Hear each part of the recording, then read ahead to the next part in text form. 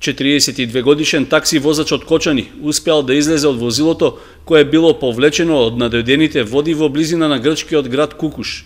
Според информациите на медиумите од соседната држава, кочанецот со автомобил на наша такси компанија превезувал грчки патник и во близина на селата Аспрос и Кокарадза наишол на поплавен пат, при што при обидот да го премине со возилото се нашол во водата. При тоа успеал да се извлече од автомобилот и да ги алармира надлежните органи, додека неговиот сопатник бил однесен од пореот заедно со возилото.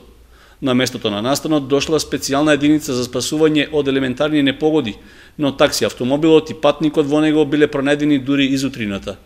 Според информациите, нашиот возач во добра здравствена состојба бил повикан во полициска станица за да даде исказ за настанот, пошто е пуштен да се врати во Македонија.